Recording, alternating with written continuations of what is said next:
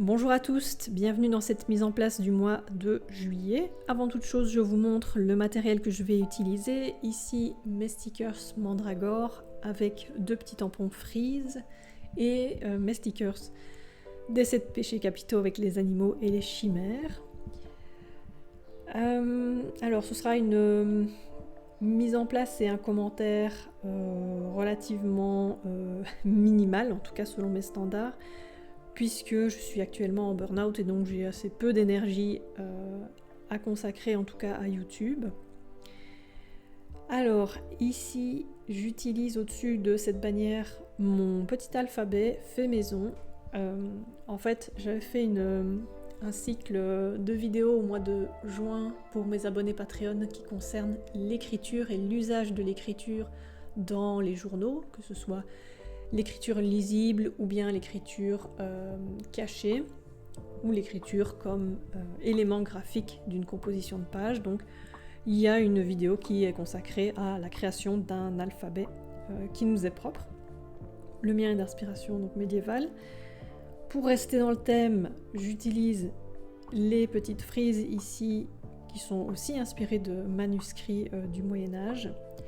Donc il y a une tuile qui est plutôt linéaire et une autre qui fait coin, comme ça permet de faire des cadres une fois qu'on les assemble.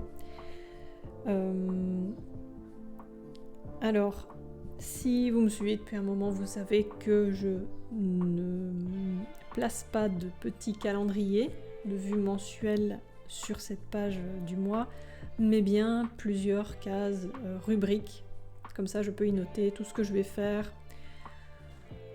pendant le mois, c'est-à-dire les livres que je vais lire, ce que je vais écouter comme musique, les jeux auxquels je vais jouer, etc. etc. Donc c'est plutôt une vue multimédia du mois et non pas une vue d'organisation.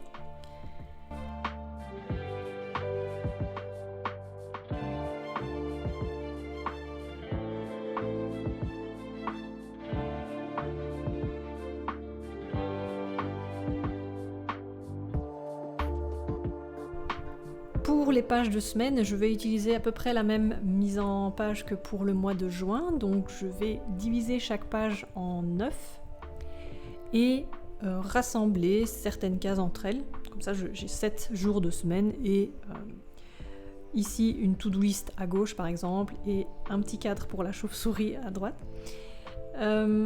Alors ça me permet d'avoir forcément des grandes cases journalières dans lesquelles je vais pouvoir inscrire à chaque fois le résumé de ma journée. Donc je vais noter tout simplement ce que j'ai fait. Donc ce ne sera pas une to-do list mais une liste de choses faites. Et ma to-do list va être partagée donc, pour les 2 semaines. Donc une seule to-do list pour les 2 semaines. Là ça va me permettre de limiter en fait les choses à faire, de noter que l'essentiel et de ne pas avoir une to-do list à rallonge, ce qui n'avance à rien.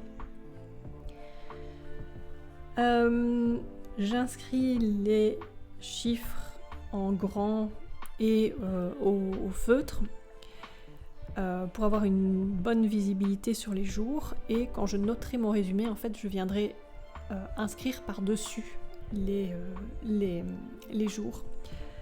C'est une autre manière de les cocher aussi, en venant réécrire par-dessus le chiffre.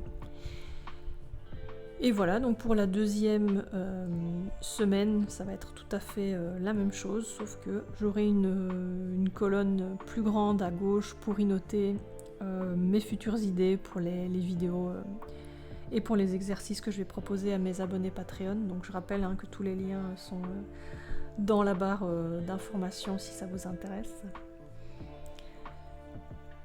Pareil, je refais des cadres intérieurs pour avoir un côté un peu plus net par rapport au feutre que j'ai placé tout autour, des grandes cases de chiffres.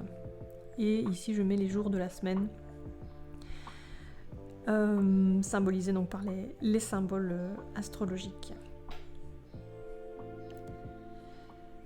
Alors j'aime toujours avoir aussi une case de conclusion pour y noter vraiment l'essentiel de chaque mois. J'avais pas envie ici d'y consacrer une page entière, donc je vais prendre juste un coin de page, c'est un petit peu optimiste, un tiers environ de la page, et y placer un cadre de conclusion, donc dans le même mood que le reste de la composition. Ça me permettra de noter des petites choses autour du cadre si jamais c'est nécessaire également.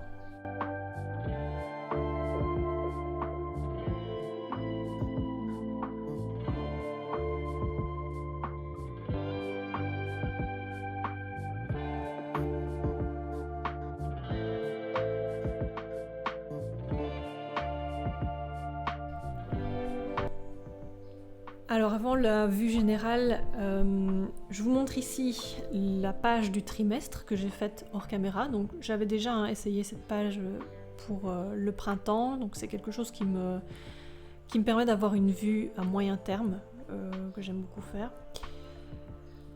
Et voilà, écoutez, c'est terminé pour cette vidéo, j'espère que ça vous a plu. N'hésitez pas à liker, à commenter pour encourager mon travail.